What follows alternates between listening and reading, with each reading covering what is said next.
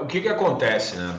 A gente chama de Operação Bastardos Inglórios. Então, é um monitoramento que nós fazemos de redes de ódio através do nosso mandato. Então, nosso mandato faz um monitoramento nas redes sociais e recebe denúncias, enfim, e a gente encaminha isso para a Polícia Civil.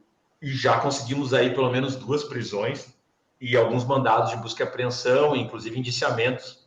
Hoje mesmo teve um indiciamento de um desses elementos aí que atacou o Douglas Costa, que era do Big Brother, né? Douglas Silva, eu acho. E houve um indiciamento dele a partir de uma ação nossa aqui, né?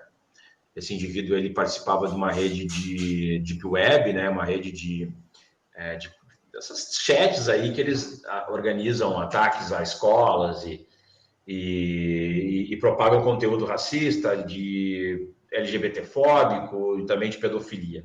Então, nós já conseguimos 2 prisões a partir dessa nossa iniciativa, né? Uma de um pedófilo, inclusive, vinculado ao neonazismo, mas sempre com essa pauta: neonazismo, ataques a escolas, racismo, etc, etc, etc. E já identificamos mais de 40 membros, né, de grupos neonazistas e supremacistas aqui no Rio Grande do Sul. A gente trabalha muito com a Adriana Dias, né, que é a pesquisadora da Unicamp, então a gente está dialogando direto com ela, esse monitoramento também. E a gente faz busca ativa de perfis, e assim que a gente tem os perfis, a gente entrega um dossiê com o nome dessas pessoas. A gente já conseguiu, inclusive, aí denunciamos uma loja de radiadores, né? Uma coisa completamente, mas uma loja de radiadores que utilizava uma águia nazista. Aí a gente fez a denúncia, a gente fez uma postagem na internet, uma semana depois eles taparam completamente aquela águia nazista. Então, e a gente sabe, assim, a gente tem membros meio que infiltrados, né, nesses grupos da extrema-direita, supremacistas, que eles nos dizem que muitos estão, inclusive, tapando suas tatuagens supremacistas, porque começaram a ver que as coisas começaram a ter um resultado, né, em relação ao que a gente vem fazendo.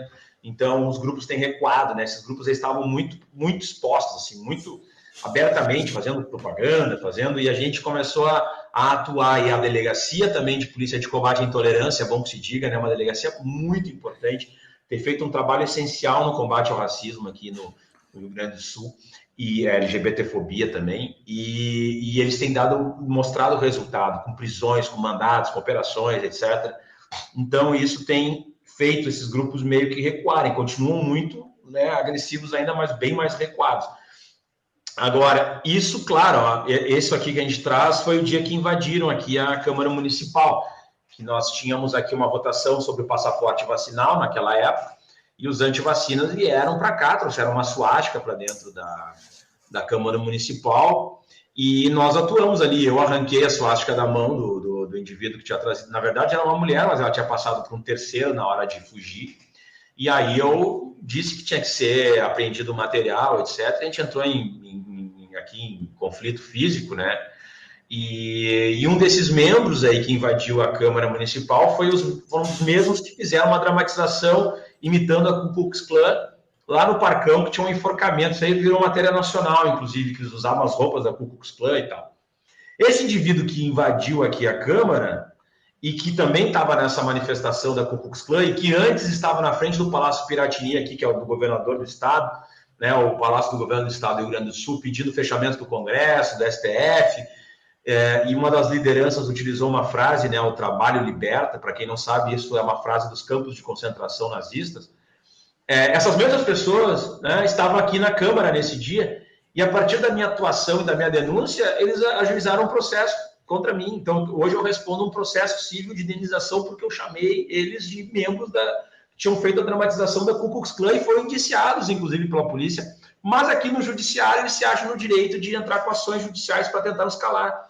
Já tentaram, esses mesmos grupos com seus representantes aqui, dos seus vereadores, porque eles têm representantes aqui na Câmara Municipal, já pediram, né, requisitaram a cassação do meu mandato 3 vezes. Eu já estou na 3ª pedido de cassação do meu mandato. Né? E a gente recebe uma ameaça de morte por semana, no mínimo, nos nossos canais, com vídeos de execuções de negros, de enforcamento, com dados particulares vazados, que tu vê que não é uma bobagem. Bom, ameaças na internet, isso aí toda hora tem alguma ameaça, inclusive, né, de membros que são policiais nos ameaçando abertamente, né? Eu até gostaria de aproveitar para comentar com você que tanto você quanto o Lula tem data marcada, né, nos ameaçaram. O que eu estava falando da Ku Klux Klan é essa imagem aí. É exatamente esse mesmo grupo, que foi o grupo que entrou com a suástica aqui no dia que invadiram a Câmara, foi o mesmo grupo que fez a frase lá do Trabalho Liberta e tal. E é o mesmo grupo que me processou dizendo que se sentiram ofendidos porque eu disse que eles tinham organizado um ato que eles tinham organizado como Ku Klux Klan. E isso vai no judiciário e vai progredindo. E outra, para eles se defenderem desse ato aqui que eles fizeram enforcamento, olha a defesa deles. Eles disseram, não foi enforcando um negro, foi enforcando um ministro do STF. E fica por isso mesmo, tá entendendo? Tipo, enforca aí, faz de conta que tá enforcando um ministro do STF e tá legal, vamos aplaudir. Sabe? É esse quadro que a gente está, quer dizer, é uma situação de impunidade absurda, né? E eles ainda pedem a cassação do mandato aqui, dentro da Câmara. E tem vereadores e vereadoras que apoiam esse absurdo racista, né? Mas o que eu quero dizer com isso? Nós temos essa situação de receber essas ameaças, aí tem policial né, do interior do estado do Rio Grande do Sul, que foi candidato a prefeito, que vem nos ameaça abertamente, dizendo que não é para pisar na cidade dele, que ele vai fazer acontecer. Aí tem outro apoiador dele, que inclusive bateu um candidato a prefeito aqui em Erechim, que também faz ameaças abertas. E eu já disse, olha, tio, eu não dialogo com o fascista, não vou aceitar qualquer tipo de provocação, eu sou policial, posso estar de licença, mas sou policial, entendeu? E as coisas podem sair do controle nesse nível, da forma como estão sendo conduzidas essas questões. Porque passou do campo político, passou da disputa de ideias, começou com uma lógica de... E aí toda hora, que eu vou matar, que eu vou fazer, vou acontecer, aí ameaçam Lula, ameaçam Maria do Rosário, me ameaçam. Quer dizer, um dos indivíduos que foi preso tinha ameaçado a vereadora Beni Barbosa, lá, acho que é Beni Barbosa, do Rio de Janeiro, vereadora negra, né? E aí a gente conseguiu a prisão dele através daqui, que tinha ameaçado eu, a Maria do Rosário, a Beni Barbosa, né? Tinha ameaçado o Insupério também, que é um militante da causa LGBT do movimento negro também. Então, é esse quadro, né, que a gente está vivendo aqui, mas a gente não vai ter nenhum passo atrás, a gente vai continuar denunciando, a gente já fez vários dossiês, a gente já fez vários boletins de ocorrência, a gente atuou em diversas situações, a gente tem dado uma resposta a esses grupos e é isso que a gente tem que fazer. Agora, é claro, a gente pergunta, tu tem medo? Medo eu não tenho, mas eu tenho real noção de que existe o risco, né? Não é uma bobagem, não é uma coisa que as pessoas digam assim, isso aí é só uma ameaçinha que um guri botou lá na internet para te ameaçar. Não, eu sei que é real. Agora, o que a gente vai fazer? Eu não vou recuar, eu não vim aqui, entendeu? Eu não trabalhei minha vida inteira ali, praticamente, né? 10 anos na polícia. Não é a vida inteira, mas trabalhei 10 anos na polícia, né? Trabalhando boa parte do tempo na polícia no homicídio, para agora ficar dizendo, não, vamos parar, porque minha vida está em risco, não sei o quê. Não vou mesmo, paciência, durma com esse barulho. Agora, pergunto, é real, Leonel? Tu acha que é real? Tem potencial? Sim.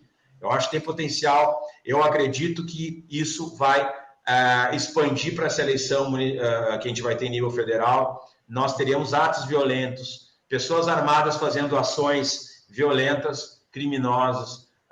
Não vai se encerrar com o processo eleitoral. Né? A gente tem que ter muito cuidado na nossa militância. Agora, a gente não pode recuar e não pode ter medo. Esse é o ponto-chave.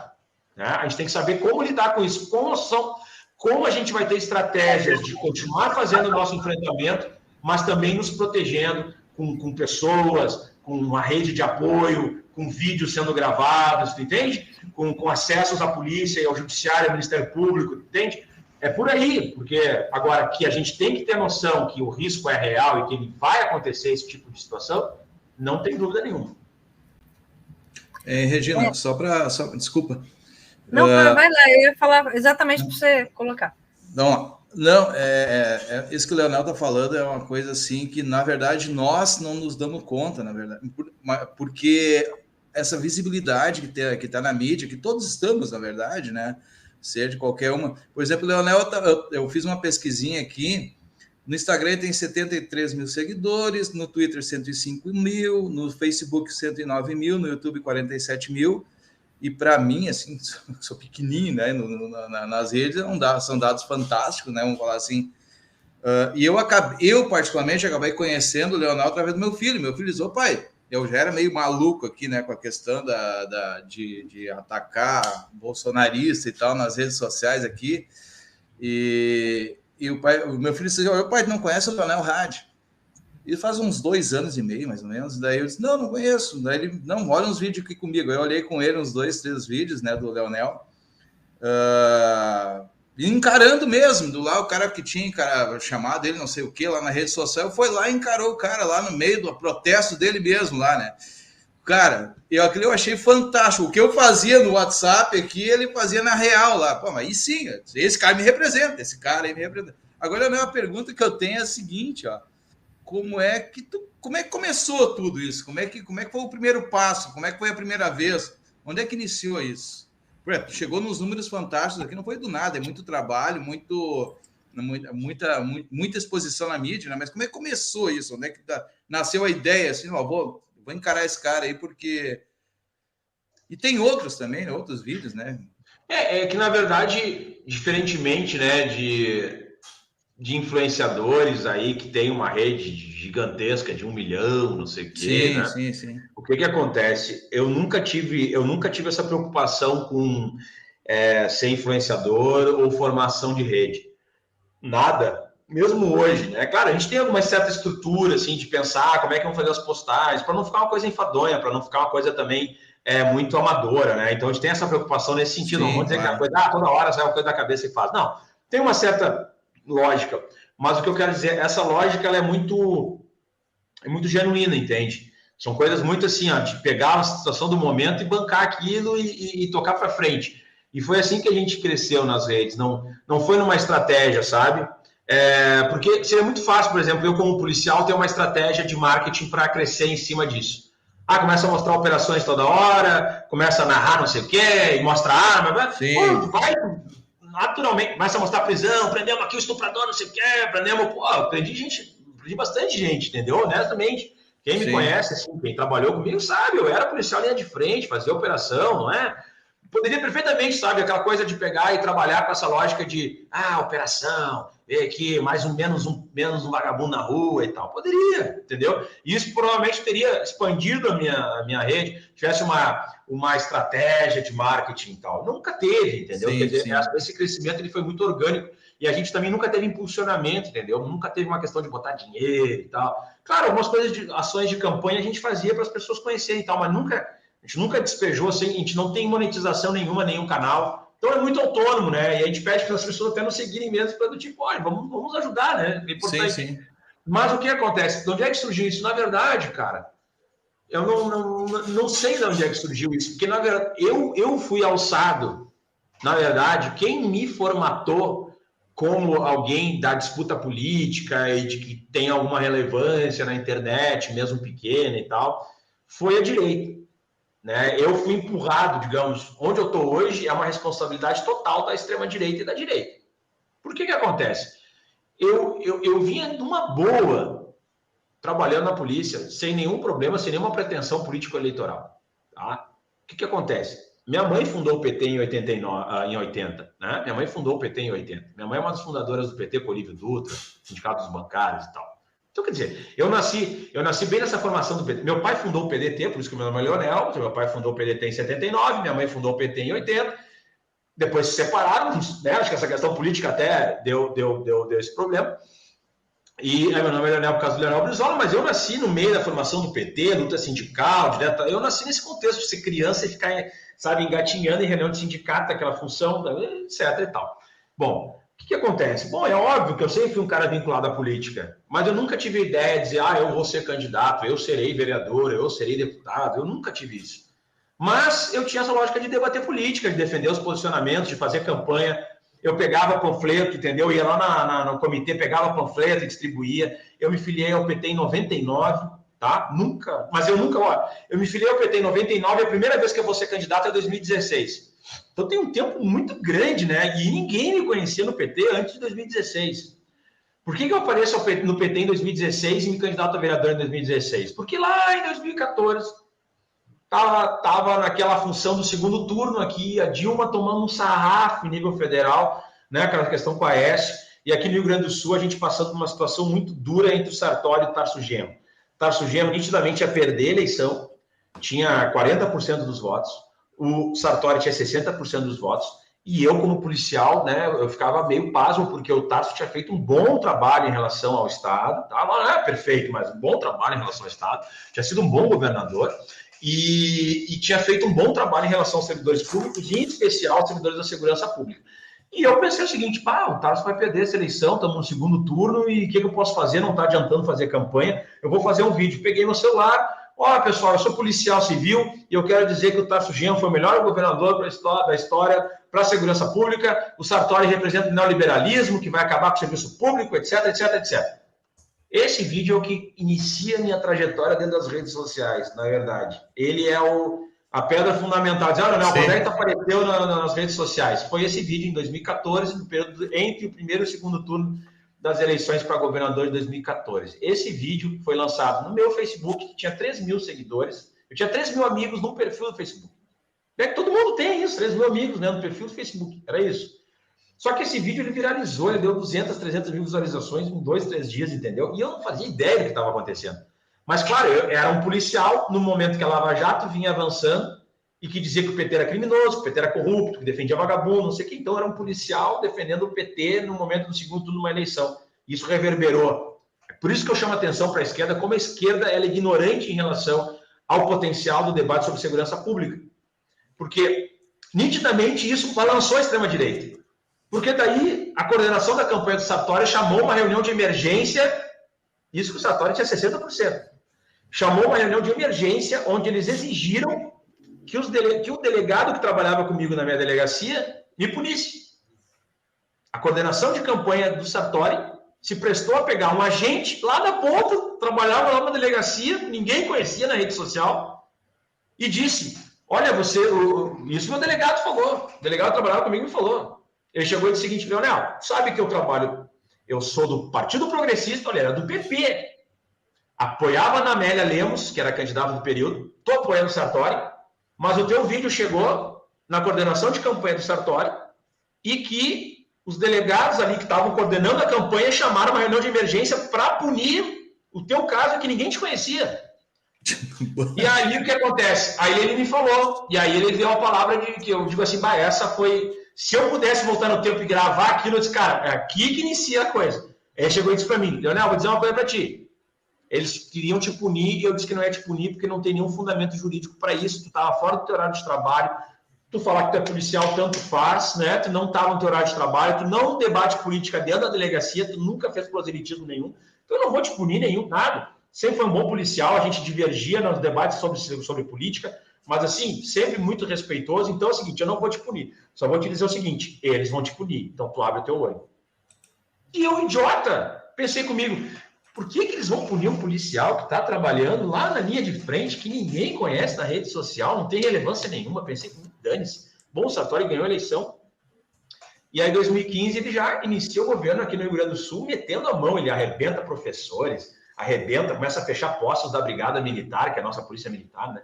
Começa a fechar delegacias da Polícia Civil, começa a cortar hora extra, começa a cortar diária, já começa parcelamento, enfim, ele começa a meter a mão assim, arrebentar o serviço público, dizendo que não vai conseguir pagar em dia, ele bota um terrorismo assim, e eu imediatamente começo a criticar ele no meu Facebook. Pego uma matéria do jornal, posto no meu Facebook e digo, o Sartori está destruindo o Estado, o Sartori está atacando servidores, o Sartori está destruindo a segurança pública. O que acontece? Primeira sindicância contra um policial, primeiro processo movido pelo Estado do Rio Grande do Sul contra um policial naquele ano, quando inicia o governo, foi contra mim. Sindicância número 1, 2015. Aí quando eu recebi aquilo, eu olhei número 1 de 2015, eu digo, cara, o Estado parou, pegou tudo que eu produzi, falando mal do Sartori, desde o primeiro dia do governo Sartori, e fez um processo administrativo contra mim. Eu fui o primeiro policial, quer dizer, trocou o governo, vai ver que a gente vai prejudicar. Vamos prejudicar o Leonel. Aí eu me lembrei, eu disse, o delegado tinha me falado em 2014, em outubro de 2014, E em janeiro os caras já estavam efetivando aquilo que eles tinham, quer dizer, já era programado, já tinha um carimbo nas minhas costas. E a partir dali a minha vida virou um inferno. Porque daí eu criticava que era injusto eu ser punido porque eu estava na minha liberdade de expressão, no meu espaço particular, fora do meu horário de trabalho, entendeu? E eu não poderia falar. E aí, eu ter criticado isso, eu tomei outra sindicância. E aí eu notei. E aí a sindicância veio sempre no sentido: mas tu falou mal do governador? Eu disse: é óbvio que eu falei mal do governador. O governador está prejudicando o servidor público, a minha categoria. Como é que eu não vou falar mal, vou ficar quieto? No meu espaço particular, eu não estou dentro da delegacia, eu não estou falando com o público, eu estou falando dentro do meu espaço particular, fora do horário de trabalho. Mas, enfim, e as perguntas durante a sindicância eram o seguinte: quem te financia? Quem é o deputado que tu é ligado? Por que tu está fazendo esse tipo de ataques ao governador? Por que tu está descumprindo o nosso estatuto do servidor, já que o governador é o teu chefe? Eu digo: não, o governador é o político. Ele pode ser meu chefe, mas é o político. Então, como político, ele tem que ter responsabilidade com o que ele está fazendo. E aí, dali para frente, eu saquei: eles acham que eu tenho alguém me financiando e que porque eu fiz um vídeo que deu 200 mil visualizações e esses caras acham que eu tenho poder de alguma coisa. E aí, o que acontece? Durante 2015 foi o tempo inteiro assim, e aí eles erraram a mão. E aí é por isso que eu estou aqui hoje, por isso que as redes sociais bombam e tal, que eles erraram a mão no final de 2015. Eles iniciaram muito bem.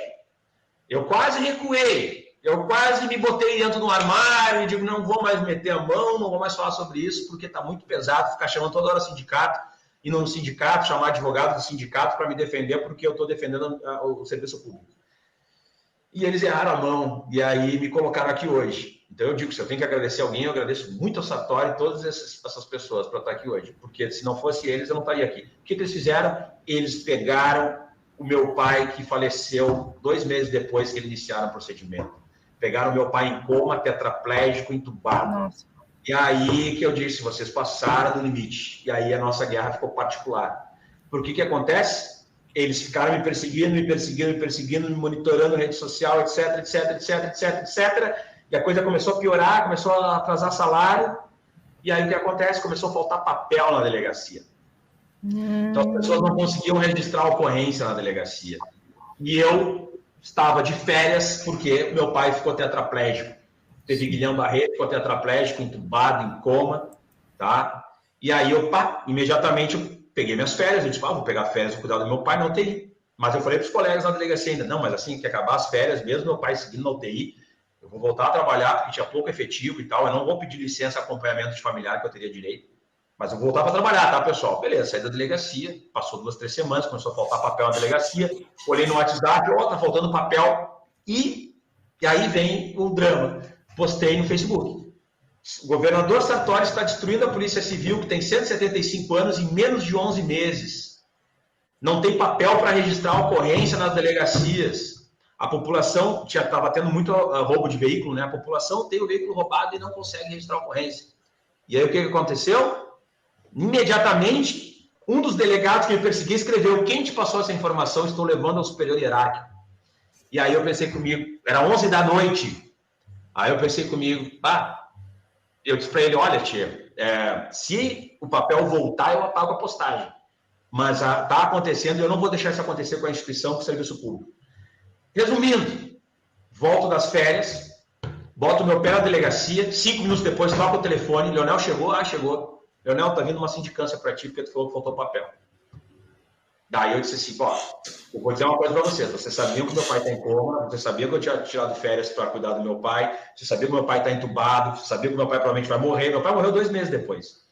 E eu voltei para trabalhar, mesmo assim eu voltei para trabalhar. Eu disse: beleza, vocês vão fazer isso? Não, vamos, tá. Ok. Só que daí veio a chave de ouro, né? Que daí eu disse: não, aí vocês passaram assim, botaram um cometa, né?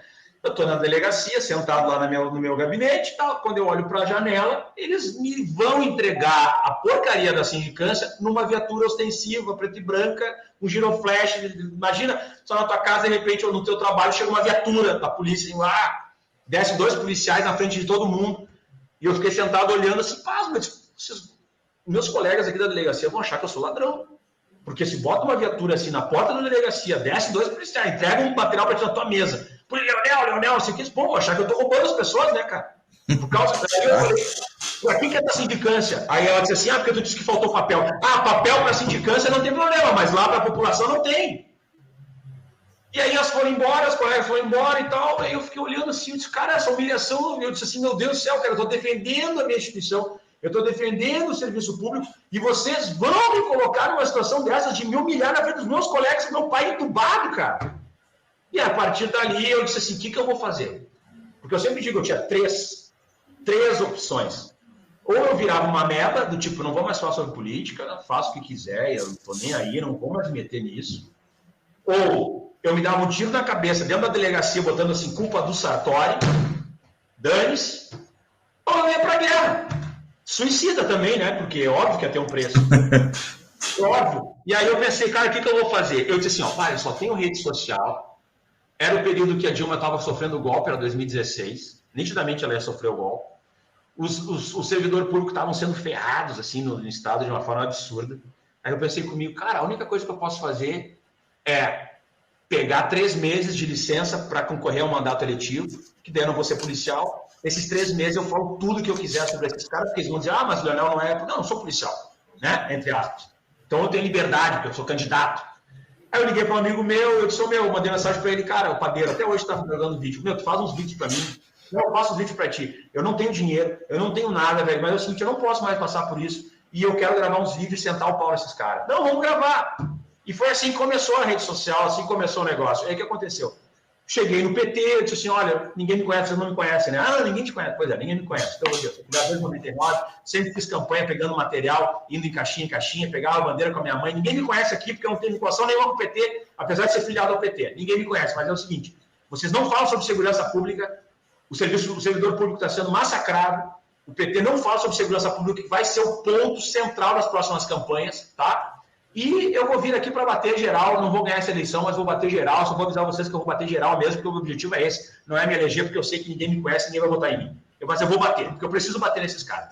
E foi assim. Aí nessa eleição a gente não se elegeu por 90 votos, e aí a rede social passou a ser o lugar que a gente foi alimentando as coisas e foi caminhando, entendeu? E depois, cara, voltei para trabalhar, já tomei punição de novo. Daí 2018 era o ápice do bolsonarismo, eu me candidatei de novo, batendo o Bolsonaro. Voltei para a polícia, tomei mais sindicância, mais procedimento administrativo, e mais perseguição, e mais ameaça de morte, e o caramba, e acabei me elegendo aqui em Porto Alegre em 2020. Mas as redes sociais foram no crescente a partir desse ímpeto, entendeu? A partir dessa lógica, eu digo, é muito orgânico, assim, não vai dizer, como é que cresceu, como é que surgiu, não sei, foi algo que eu disse assim, cara, eu não tinha dinheiro, eu não tinha nada. Eu disse, o único lugar que eu posso ser escutado é na rede social, entendeu?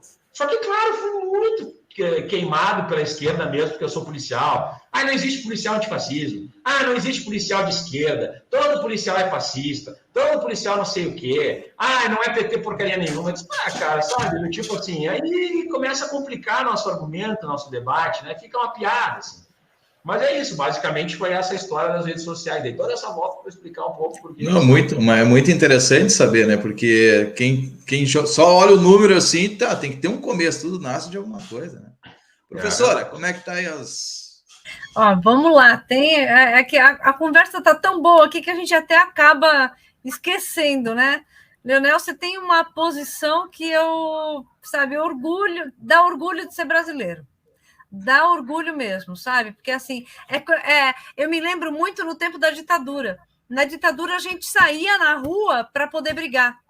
E eu vejo essa mesma vontade tua, sabe? É com esse tipo de coisa que a gente teria condições de combater todas essas impunidades que acontecem, né? Tá faltando mais Leonel, sabe? Eu acho que é mais esse tipo de coisa, sim. Porque eu me lembro quando, no tempo da ditadura, a gente apanhava, a gente tomava cacetete, tomava tudo, mas a gente ia para a rua. E agora não, as pessoas, não sei se é por conta da pandemia, todo mundo ficou mais covarde ou se segurou mais, mas são coisas para se pensar e começar realmente a ir para a rua, né? Bom, a Magda fala que a história verdadeira... Minha colega, minha grande colega, grande policial, sindicalista. Olha lá, que bom! Muito me emociona. Muito me emociona a Magda. A Magda acompanhou tudo. Olha, ela fala história verdadeira, que sou testemunha desse seu início, exatamente. É verdade. A Eliana Oliveira Grande Leonel Hadi, guerreiro, lutador, isso aí, nunca se entregando, meu voto é teu. O canal Diego Correia fala que a TV Repensar está de parabéns por ter trazido você, né? O Léo pergunta, a gente não precisa de papel, pode vir à vontade, tudo pode ser no virtual mesmo, não tem problema. Inclusive, o Léo mandou o seguinte recado para vocês, se eu tiver falando alguma besteira, por favor, me ajudem. Mas o Leonel falou, olha, se você quiser fazer um banner, alguma coisa para colocar na TV Repensar, né, no site, é só mandar entre os seus apoiadores aí, os assessores, e a gente coloca, né? A Silvia comentou que ela era concursada e trabalhava no Banco do Estado. Ela pediu demissão na era Collor, trabalhava na poupança e fui orientada a não expor a minha opinião, a não ser que fosse pró-governo. É sempre assim, né? Acaba acontecendo dessa forma. O canal Diego Correia está falando que o voto é teu. O Butterfly 40 falando que você é muito corajoso, por isso o voto é teu.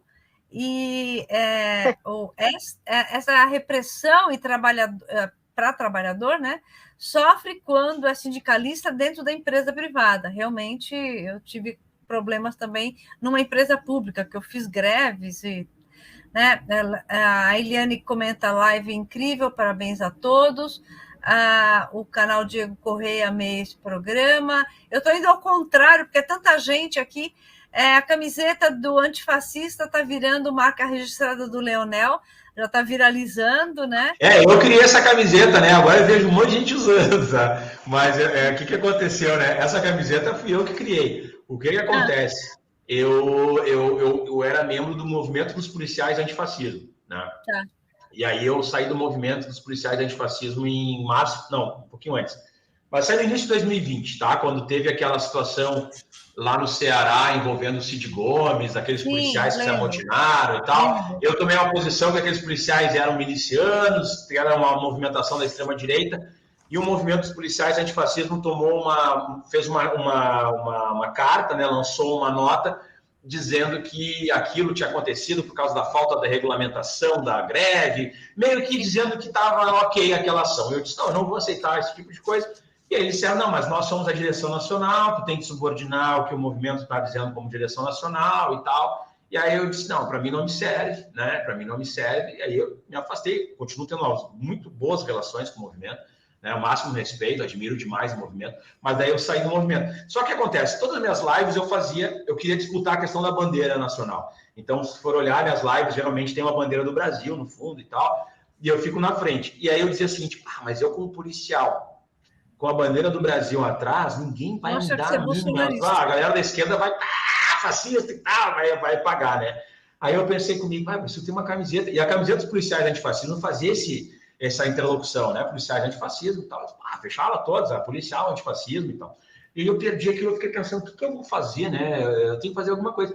Aí eu pensei, eu sabia que o contraste do preto com o amarelo era o maior contraste que existia nas cores, né? Não é o preto e branco, é o preto e amarelo. A gente já tinha estudado isso para as questões de campanha e tal, né? Essa fonte aqui já era uma fonte que a gente tinha estudado também. Aí eu pensei comigo, cara, quem sabe eu ponho só antifascismo e tal, preto e amarelo, e vamos ver o que vai acontecer. Daí eu mandei fazer umas camisetas e tal com essa fonte, né? Aí quando eu recebi a camiseta, eu disse, acertei. acertei. Aí eu disse, não, tá aí a mensagem, a bandeira do Brasil no fundo, e pum, foi. E aí essa camiseta hoje, ela realmente, ela cruzou o Brasil, né? Tem candidatos aí em Goiás, candidatos no Amazonas que estão utilizando essa camiseta. Então, Isso é muito legal, sabe? Meio que já perdeu. Eu já vi pessoas na rua aqui em Porto Alegre com a camiseta que nem sabia quem eu era. Eu já viu, quando a gente perde o controle de algo, é algo muito positivo, porque o importante é a mensagem que está sendo passada, né? Exatamente, aqui ainda tem gente falando, lá, policiais antifascistas. Eu fazia antes, né? Eu usei durante muito tempo bibliotecários antifascistas também, que eu sou bibliotecária, né? Os fascistas sozinhos são umas cadelinhas, o problema deles é quando estão em tropa. E tenho certeza que muitos estão armados. E aí eu vou até parar de ler um pouco aqui e vou trazer algumas coisas que têm acontecido atualmente, né? Que é tanto do Amazonas, essa coisa horrorosa que aconteceu, né, esses dias atrás, a questão dessa menina também, que foi estuprada e que a juíza acredita que tem que ser dessa forma, né? São coisas que têm acontecido no Brasil que eu comento muito assim, a gente vai, se Deus quiser, a gente vai conseguir vencer Bolsonaro. Aliás, assim, o coiso, eu não gosto nem de falar o nome, mas o bolsonarismo vai continuar por um tempo, né? E eu gostaria até que você comentasse isso, sabe? Como é que a gente pode... Parece que é uma lavagem cerebral, eu não sei, Leonel, o que você... É o fascismo. Isso é o fascismo, né? A única questão que explica essa lógica bolsonarista é o fascismo, né? Por que é o fascismo? O fascismo ele não é racional, né? O fascismo ele é algo emocional, assim, ele trabalha com essa lógica emotiva, com essa lógica de sentimentos, de medo, de repulsa, então ele trabalha com essa visão, e aí a gente tenta achar uma racionalidade, né? Por exemplo, por que pessoas que passam, né, que estão vendo a fome, todo mundo está vendo a fome, todo mundo está vendo a inflação, todo mundo está vendo o alto dos alimentos, o alto dos combustíveis, todo mundo está vendo que é um governo que não consegue ter uma linha de raciocínio lógica clara para dar uma resposta, porque, bom, pode ter uma questão global envolvendo, mas não consegue ser, né, não consegue ser assertivo em absolutamente nada, tudo vira um motivo para uma polêmica, tudo vira motivo para uma violência, para uma agressão, e tem pessoas aí na casa dos 30%, né, que seguem aderindo a essa lógica, mesmo prejudicados, mesmo passando fome, mesmo vendo a concentração de renda, etc. O que explica isso? Isso é fascismo, porque o fascismo ele não é racional, ele é a lógica de seguir um sentimento, seguir, né, uma lógica de empoderamento de uma grande liderança, né, seguir essa lógica machista, misógina, LGBTfóbica, militarista, né, isso é o fascismo. Né? Essa questão de sermos todos no mesmo grupo, nós somos todos contra eles, nós temos que estar unidos contra o inimigo externo, os comunistas, os petistas, o sei lá quem, e daí aí tem essa lógica moral, né? E os nossos inimigos são corruptos, os nossos inimigos são criminosos, né? Isso é muito fascismo, né? O anticomunismo, o antipetismo e tal. E então, quer dizer, essas pessoas que estão vibrando, claro, tem um pequeno grupo ali que de fato sabe disso, sabe que é um governo corrupto, sabe que é um governo envolvido com milícia, sabe disso tudo, sabe que é um governo inepto, né, incapaz, desorganizado, mas está lucrando muito, né, que são esses 11 bilionários que surgiram durante a pandemia. Então, enquanto 15 milhões de brasileiros foram para a linha da miséria, bom, esses caras eles estão lucrando demais, os grandes latifundiários, né, alguns grupos aí armamentistas, os caras estão ganhando muito dinheiro e faz sentido eles estarem participando disso, porque, pô, tá lucrando demais. Agora, a grande massa não está se aproveitando disso, mas segue numa necessidade, né, de pegar, se apropriar das pautas patrióticas e tal, mesmo batendo continência para a bandeira dos Estados Unidos, mas nessa lógica do ódio, do nós e eles e tal. Então, eu digo, qual é a resposta para isso? Isso é fascismo.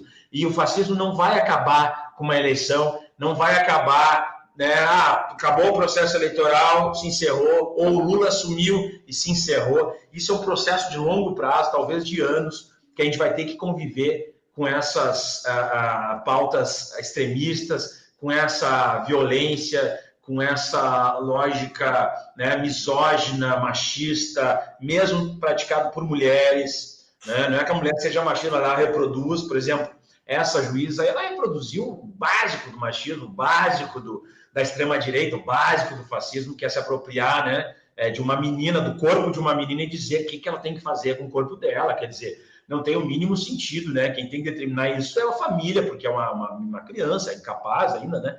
Mas não é uma juíza, não é o Estado que tem que determinar. E é isso que me irrita quando a gente debate sobre fascismo, que esses idiotas, eu vou dizer um termo correto para essas pessoas, são idiotas, porque eles dizem o seguinte: mas que engraçado, eu sou neoliberal, eu defendo privatização, e o fascismo ele defende que o Estado tem que ter o controle de tudo. Pois é, né? Que engraçado esse argumento, como se vocês não defendessem o Estado máximo, quando vocês querem colocar a mão em cima se a mulher tem o direito de abortar ou não, quando vocês querem colocar a mão em cima sobre se os homossexuais podem casar ou não, quando vocês querem determinar, né, o que as pessoas têm que fazer da sua vida, o que elas podem usar, o que não podem usar, como é que elas têm que lidar com seus né? A própria Lei Rouanet, todo esse debate envolvendo sobre recursos para a cultura, mas é que vão usar isso, usar aquilo.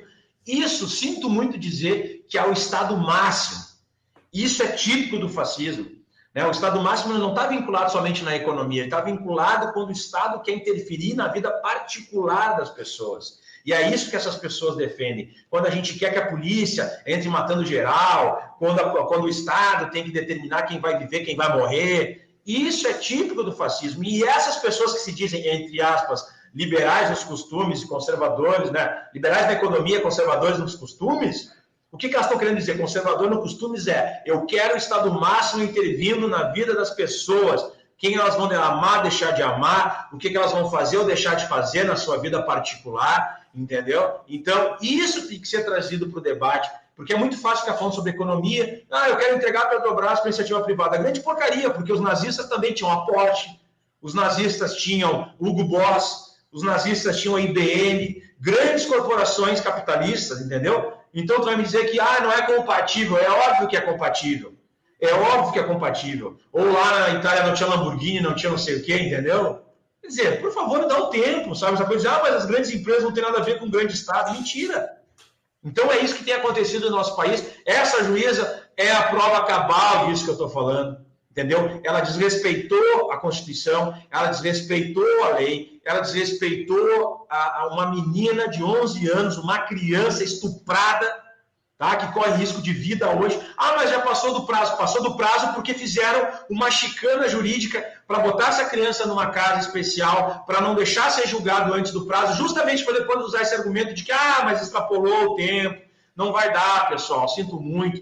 Querem forçar ainda essa criança a dar nome para o filho dela, fruto de um estupro. Quer dizer, que país que a gente vive? E essa mesma juíza, alguns anos atrás, tinha retirado crianças de uma mãe quilombola, de uma forma totalmente racista. Ou seja, se tem um rosto hoje que a gente pode dizer que está na mídia, que é a cara do fascismo, é essa juíza. Entende? Joana Ribeiro Zimmer, não por acaso de Santa Catarina, infelizmente aqui do sul do país. Tá? Então, assim, quer um rosto? Poderia dar o Sérgio Moro, mas hoje, nos dias atuais, ela representa muito bem o que ela fez. Isso é fascismo. Menina, tu vai ter filho de qualquer jeito, não importa o desejo da tua família, não importa a questão particular, não importa o que o Estado quer, e eu sou o Estado, então determino que tu vai ter essa criança, não quer dar nomezinho para esse filho. Que é isso, cara? Que isso? É uma dupla, tripla vez ela violenta essa criança? E a gente fica assim, debatendo sobre o aborto. Cara, não tem que debater sobre aborto. Tá na lei, é uma criança, corre risco de vida, sofreu um abuso sexual, acabou o debate. Acabou o debate. Ficar passando pano para essa juíza. E o que mais me entristece é saber que não vai acontecer nada com essa juíza. No máximo que ela vai é para uma aposentadoria remunerada para ficar viajando para as Bahamas. É o máximo, a punição máxima que vai acontecer com ela. Entendeu? E o dano que ela fez com essa criança, que ela fez com aquelas outras duas crianças, filhas de quilombola, isso nunca vai ser apagado. Nunca vai ser reparado. E fica por isso mesmo, porque a elite é assim, a elite se protege, né? Não, se a elite que está fazendo crime, está tranquilo. O problema é quando o pobre está fazendo crime. Meire, passar para você, porque você está quietinha aí, escutando. É muita coisa, muita informação, né? Vamos lá. Leonel, eu conheço você das redes sociais, né? Eu acredito que foi nesse vídeo que você falou há muito tempo, sabe? E foi uma sucessão. Eu sou de Sergipe, aliás, eu sou baiana e moro em Sergipe. Aconteceu um crime bárbaro aqui em Sergipe. O que leva um policial rodoviário federal a fazer o que fez? O que é que você, como policial hoje, acha e o que se deve fazer, o que se deve ter? Eu queria que você falasse um pouco mais sobre Amazonas, esse crime, e o que é que o governo Lula pode fazer, né, pode mudar. Eu queria que você falasse um pouco, porque eu fiquei estarrecida com essa questão desse crime daqui de Sergipe, né, de policiais rodoviários federais, e da Amazonas, com esses dois rapazes. Eu gostaria que você falasse um pouquinho, e se você acha aqui que o que o Lula vai poder fazer na Amazonas, né, já que não é o primeiro crime que se tem lá, né, já vem de Chico Mendes, já vem de um monte de gente, o senador Humberto Costa, há poucos dias, colocou um vídeo onde os madeireiros eles têm mais carros do que a própria polícia naquela região. Eu entendo que o governo federal não prioriza isso, mas assim, eu queria saber um pouquinho, sim. Você poderia falar sobre isso? Claro, na verdade, esses crimes, eles têm uma assinatura que é do Bolsonaro, né? Todos eles, do governo Bolsonaro, vamos chamar de forma mais ampla, né? Porque o Bolsonaro ele desestruturou a FUNAI, desestruturou o IBAMA, incentivou durante todas as suas falas e reuniões, inclusive com garimpeiros ilegais, né? Foram levados de avião oficial para conversar com ele dentro do palácio, né? E a lógica dele é de ceifar, né? Vamos ceifar a FUNAI, vamos sei o que. Ele falou abertamente durante muito tempo sobre isso. Não por acaso, né? Nós tivemos uma explosão de homicídios, né? De militantes da causa ambiental e indígena, né? Na região da Amazônia. Tá? Então, quer dizer, isso, uma coisa está totalmente relacionada à outra. Inclusive, essa desregulamentação sobre armas de fogo, etc. Está tudo relacionado. Né? O empoderamento que esses caras têm de fazer justiça com as próprias mãos. Vamos fuzilar a petralhada. Quer dizer, foi onde é que ele falou isso? Lá naquela região, né? Foi na região da Amazônia, que ele deu aquela frase que ele pega lá, vamos fuzilar, não sei o quê. Quer dizer, então, primeiro ponto, né, é que o Lula vai ter que fortificar novamente a FUNAI, o IBAMA, a Polícia Federal, né, ter um foco ali naquela região muito, eu sei que é uma região muito difícil, mas as Forças Armadas vão ter que estar com essa lógica de proteção, de fato, né, da soberania nacional e de combate ao narcotráfico, está tudo vinculado, né, a pesca ilegal. Aliás, né, os crimes que foram cometidos lá e que mataram o Bruno e o Dom, né, em tese, estão vinculados à invasão de terra indígena e pesca ilegal. Pesca ilegal que Bolsonaro cometeu em 2012. Terra indígena que Bolsonaro disse que jamais daria, né, nenhuma terra indígena a mais durante o seu governo. Quer dizer, as coisas estão... É a mesma lógica. Tenho certeza que eram bolsonaristas, né, esses assassinos. São bolsonaristas, ninguém tem que debater isso, porque são, porque concordam com ele. Então tem que ter uma reestruturação da FUNAI, uma reestruturação do IBAMA, uma lógica de fortalecimento da Polícia Federal, das Forças Armadas, tá? E em relação ao que aconteceu em Sergipe, né, o que acontece? Aquilo que aconteceu em Sergipe tem uma ligação direta também com a política imposta pelo Bolsonaro. Porque a Polícia Rodoviária Federal, como eu falei antes, né, lá no início da nossa conversa, é a melhor polícia do Brasil, tá? E acontece essa situação dramática. E por que é a melhor polícia do Brasil? Porque é carreira única, que eu tinha falado, ela é desmilitarizada, tá? E ela tem uma lógica, ela é muito bem equipada, ela é uma polícia muito bem equipada, com bons salários, quer dizer, isso é culpa do Lula. O Lula fez isso nos primeiros governos, com a Polícia Federal, a Polícia Rodoviária Federal. Ele é o responsável por esse boom ali, porque se a gente for lembrar, a Polícia Rodoviária Federal na década de 80 e 90 era considerada uma polícia achacadora de estrada. As pessoas conheciam a Polícia Rodoviária Federal, tipo assim, paravam ali por alguma irregularidade, pediam uma grana e liberavam. Todo mundo conhece a Polícia Rodoviária Federal antes de 2000, dos anos 2000, assim. A partir dos anos 2000, ela se catapultou uma das melhores polícias, talvez, da América Latina. Com equipamento, com bons salários, com policiais qualificados, etc, etc. E carreira única, tá? Desmilitarizada, volto a frisar. Então, o que acontece? O que aconteceu em Sergipe é uma lógica imposta na medida em que o Bolsonaro colocou nos cargos de chefia somente aqueles seus militantes mais radicais para coordenar a Polícia Rodoviária Federal. E dentro da academia da Polícia Rodoviária Federal foram tiradas todas as matérias sobre direitos humanos. Tá?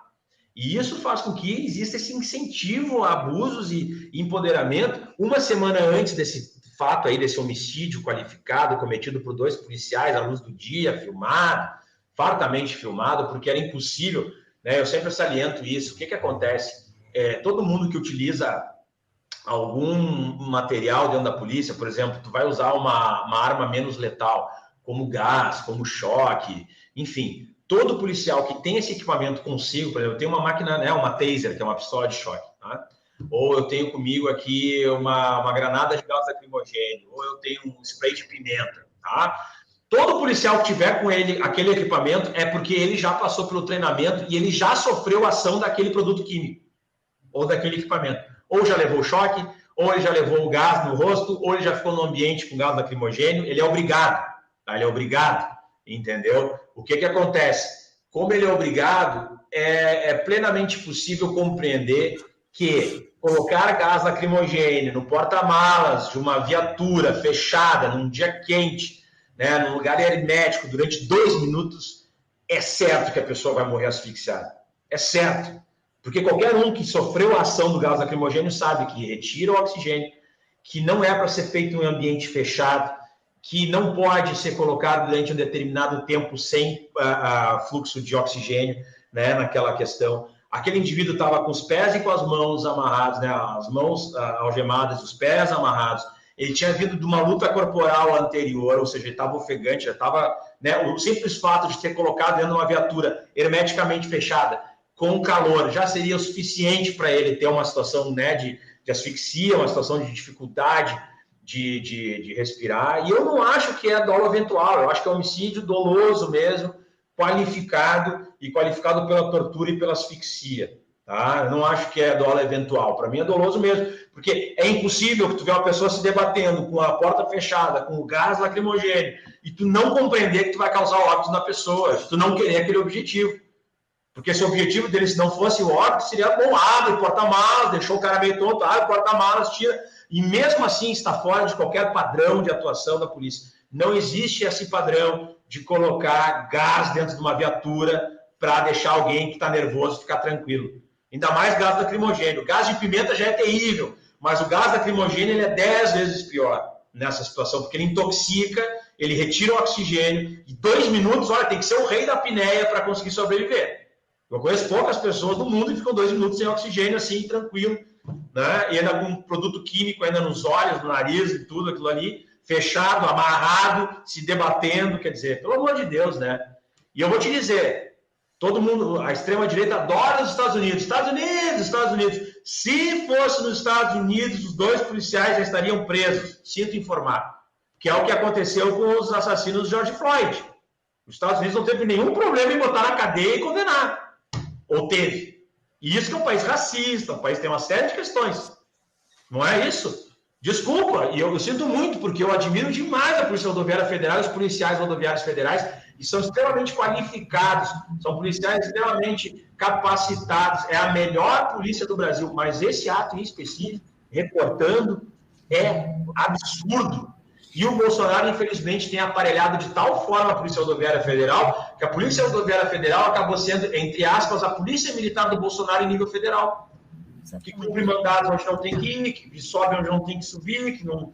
Tu entende? Ela virou que faz a segurança dele quando ele dirige sem capacete. E detalhe, como eu tinha falado que antes o crime que o Bolsonaro tinha cometido era a pesca ilegal em 2012, Bolsonaro cometeu diversas vezes crime de trânsito dirigindo sem capacete ou com capacete irregular, porque todas essas motocicletas dele estão com capacete irregular, que é crime, que é delito de Código de Trânsito Brasileiro, e não é punido. E muitas vezes a Polícia Rodoviária Federal está lá, botando ele em cima, fazendo a segurança dele, quer dizer, o Bolsonaro pode andar sem capacete, mas o Genival foi abordado por andar sem capacete e foi executado numa viatura porque estava sem capacete. Entende? Então, quer dizer, são todas essas situações assim que são dramáticas. Agora, é importante que a gente se lembre, né? Uma semana antes desse triste fato, teve o fato de 2 policiais rodoviários federais que foram executados com as suas armas por uma outra pessoa que tinha problemas de distúrbios mentais, uma situação muito similar. Do meu ponto de vista, é óbvio que isso, sabe, estava em volta dessa questão, entendeu? Estava circulando, mas agora, ou a gente começa a fazer uma regulamentação do uso da força, de fato, um controle maior sobre as corporações, um debate sério sobre proteção dos policiais durante o seu trabalho e também um controle externo em relação à atuação dos policiais, como o uso de câmeras corporais, ouvidorias externas, incentivo em treinamento aos policiais, valorização salarial dos policiais, entendeu? Então, são essas questões que a gente tem que ver. Agora, a pior coisa que a gente pode fazer é começar a demonizar instituições. Né? A gente não tem que cuidar para não começar a demonizar instituições.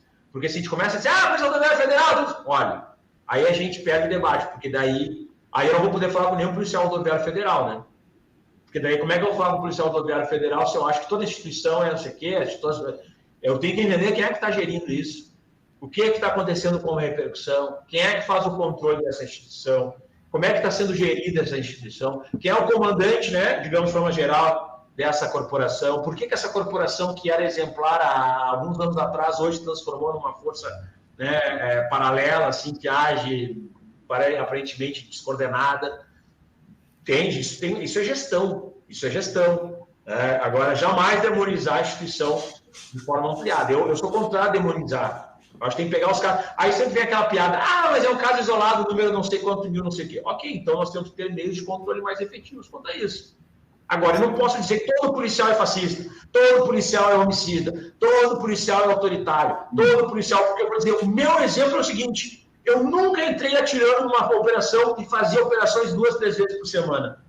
Prendi, numa operação, mais de 25 pessoas, em uma operação. Operação que eu coordenei, tá? Eu não vou aceitar essa peste de que a polícia entra matando na periferia. Não vou aceitar, porque não é verdade. A Polícia Civil do Rio Grande do Sul faz 3 anos que não tem um óbito em suas operações. Tivemos situações que colegas policiais foram mortos e os criminosos foram presos e não executados. Quer dizer, mataram o policial e mesmo assim foram presos e cumpriram lá, foram julgados, tá? Quer dizer, poderia dizer, entraram em conflito, morreram. Não. Então, as últimas mortes que nós tivemos em operações da Polícia Civil foram de policiais. Então, eu não vou aceitar que fique nessa lógica de a polícia entra para matar, a polícia entra matando geral. Determinadas regiões não são o todo. Determinadas ações policiais não são o todo. E o exemplo que eu trago do Rio Grande do Sul é esse. E me prove ao contrário antes de fazer generalizações. Então, uma coisa que me incomoda muito quando a gente generaliza, me incomoda demais. Porque eu digo o seguinte, eu trabalhava na divisão de homicídios e eu investigava mortes de jovens pretos da periferia diariamente. E aí vai me dizer que, mas só mata preto, só prende preto e pobre. Olha, é um debate mais amplo sobre o racismo estrutural do nosso Estado, não é só da polícia, do judiciário, do Ministério Público, do Legislativo, do Executivo. Existe e nós temos que combater. Agora, ficar dizendo que a polícia toda é assim, que só faz não sei o quê, isso não agrega ao debate e só dificulta com que a gente tenha um debate sério sobre as questões. Leonel, já estão, quase 2h30 aqui de conversa, meu Deus, né? Eu te agradeço demais, agradeço a todos, não deu para ler tudo, não deu para conversar com todos os livers aqui, que tem muita gente, né, comentando muitas questões, levantando, inclusive. Quem sabe um dia você volta aqui para a gente continuar, porque também, né, chega essa hora, a gente já está te explorando, né? Te agradeço demais, já faço as minhas considerações finais. Eu vi uma outra live tua com o Lúcio, no Geringonça. O Lúcio foi ex-professor dos meus filhos, né? E eu aprendi muito também, como eu também aprendi agora, né? Com tudo que você comentou, inclusive essas considerações que você fez agora a respeito de polícia, né? De uma maneira geral, de não generalizar, eu acho que é muito válido. A gente precisa realmente ter cabeça fria para poder pensar dessa forma, né? E então, é óbvio, né, que se for pensar em termos de estrutura, é óbvio que tu vai ver muitos casos de abusos e tal, entendeu? Não é isso, não é que não vai criticar o sistema, porque o sistema, como eu falei, a gente tem que ter reforma sobre carreira única, sobre desmilitarização, quer dizer, tem muita coisa para resolver, entendeu? Agora, eu não posso entrar numa disputa fraticida em algo que não vai dar em nada, vai ser só uma discussão e só vai fortalecer ainda os piores policiais dessas corporações, entendeu? É isso mesmo, exatamente. Te agradeço demais, mais uma vez, e passo para o Dilamar e para a Meire. Agradeço a todos os livers, ao Dimas, que esteve aqui com a gente, o Léo, que dá todo o apoio aqui para a gente também, fez várias considerações, e todos os livers que estiveram aqui. Te agradeço de coração. Então, eu vou fazer o seguinte, Regina, obrigado. Eu vou fazer o seguinte, então, eu vou deixar uma pergunta para a próxima que o Leonel, né, aqui para nós aqui. Leonel, eu moro aqui na cidade de Parobé, pertinho, né, de Porto Alegre, 70 quilômetros aqui. E aqui, Regina e Meire, vocês não conhecem, mas Parobé está ao redor aqui, Taquara, Nova Hartz, Araricá, Sander, Três Coroas, Igrejinha, são cidades pequenas, né? Aqui 70 mil habitantes, Igrejinha 35 mil e tal, mas sabe o que pega aqui, Regina? Olha, são cidades bonitas, são cidades bem estruturadas, cidade da região do Calçado, uma região alemã, casas estilo alemão, tudo papapá. Mas eu não consigo entender a criminalidade causada pelas drogas igual numa cidade grande. Aqui, na região do Paranhana. né? E a questão que eu quero deixar para o Leonel respondendo uma próxima é essa posição que tu tem, que eu estou começando assim a me moldar, que deveriam realmente, né, ter não liberar as drogas, mas ter uma situação um pouco mais amena com isso para combater de maneira comercial mesmo, né, contra esses traficantes, sabe? Porque a droga gera arma, gera homicídio, gera ladroagem, né? Pô, então vamos combater isso, então vendendo nós mesmos, vamos fazer, porque não tem outra maneira, eu acredito assim, né, nessa questão. Porque é uma guerra perdida, já tem uma guerra perdida contra a droga, a verdade é essa. Então, vamos, não podemos ganhar deles, então vamos se unir e vamos concorrer para ver se diminui por esse lado. Eu acho que esse é o pensamento do Leonel, né? Mas assim, eu queria só para terminar minha parte, e a pergunta fica para a próxima, então, tá, Leonel? Porque eu sei a tua posição. Eu quero lembrar que amanhã tem o programa do Valmir Jordão, Nordeste Encantos Culturais, tá? Que vai ser às 20h15, vai entrevistar a Márcia Neves, né? Eu quero mandar um abraço especial, né, para uma assessora do Leonel chamada Fernanda Maciel. A gente teve um bate-bola bem legal, assim, né, nas redes sociais. Fabiana, aqui, deve ser Fabiana. Deve ser Fabiana Maciel, algo assim. Né, beleza. Obrigado. Então, e também, acho que é isso, né? Obrigado, Leonel, por te conhecer, né? Obrigado pelo teu trabalho, tu me representa realmente, né? As tuas posições me representam, né? Eu me sinto bem contente e feliz em ter gente como tu do meu lado, entendeu? Obrigado. Meire, passa a palavra. E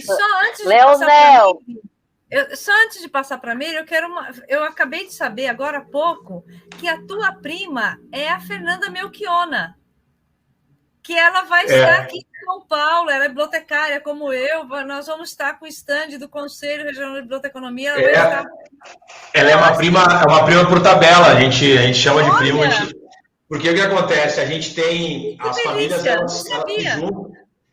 As famílias elas se juntam lá em Alegrete, que é uma cidade aqui muito importante do Rio Grande do Sul, e a gente tem família em comum, então a gente tem um primo em comum, e aí as famílias se juntam nesse primo, então a gente diz que a gente é primo um do outro, entendeu? Porque a gente se encontra em jantar familiar, e eu também sou meio do Alegrete, então a gente tem uma relação familiar muito próxima, então eu digo, é minha prima, né? Eu sempre falo isso. Leonel, todos aqui são fãs. O Dilamar, meu Deus, fez um trabalho na rede social com essa live, você não sabe o quanto, a Regina, e a gente acabou não falando da sua pré-candidatura, que é essencial, que a gente tinha que ter falo, mas a gente vai chamar você novamente. E não falamos também que você é professor, que luta karatê, sei lá, aquele negócio, que gosta de rock, que gosta de um monte de coisa. A gente falou muito de política, mas eu espero que você volte novamente e a gente vai falar da sua pré-candidatura e eu tenho certeza que vai ganhar essa eleição. E conto, né, o Dilamar e Regina, que ele manda passagem para a gente ir para a posse deles aí, né, no Rio Grande do Sul. Ah, sim. E eu quero agradecer. No dia que vai ser a posse aqui, vocês têm que estar em Brasília na posse do Lula, na verdade, né? Olha, eu quero agradecer. Se tudo der certo, a gente vai ser empossado aqui, vai empossar Edgar Preto, governador, e ainda vai para Brasília empossar o Lula ainda. Tem que dar certo. O Charles sempre me fala que eu sou nordestina emprestada do Rio Grande do Sul. Né? Eu tenho um carinho muito grande pelo Rio Grande do Sul, acho um estado maravilhoso, e tenho esse grande colaborador que é o Dilamar, que nos ajuda, o programa Esperançar com a Meire tem a Regina, tem o Dimas Roque, tem o Dilamar, que faz um trabalho excepcional nas redes sociais. A gente, essa live, você ter ideia, a gente passa uma semana fazendo trabalho em cima dessa live, falando de você, né? Eu não preciso nem estar falando, porque você já é conhecidíssimo, né? Eu só quero agradecer a Rosa Beltrão, porque me ajudou também para entrar em contato, o Leonardo também, e agradecer a você. E na próxima a gente vai falar da sua pré-candidatura, e acho que vai ser o quê? Vamos falar de você como deputado, e a gente vai fazer umas cobranças, né, a você lá como deputado aí, fazer um negócio legal aí no Rio Grande do Sul, viu? Obrigado de coração, viu? Valeu, eu que agradecer muito a oportunidade desse diálogo, agradecer toda a audiência, e estamos à disposição, quem puder nos seguir nas redes sociais, @LeonelRad, tá? Vai ser muito, muito bem-vindos aí. Aikido, eu pratico Aikido. A arte marcial japonesa. Ah, é? Isso aí, tá aí. Então tá aí, ó, tá? Instagram, Twitter, Facebook, TikTok, YouTube. Quem puder seguir nas redes sociais, eu agradeço aí. Então tá. Obrigado. Obrigado, Obrigado, boa então. noite. Tchau, boa noite. Tchau, tchau. Até a próxima. Tchau, tchau.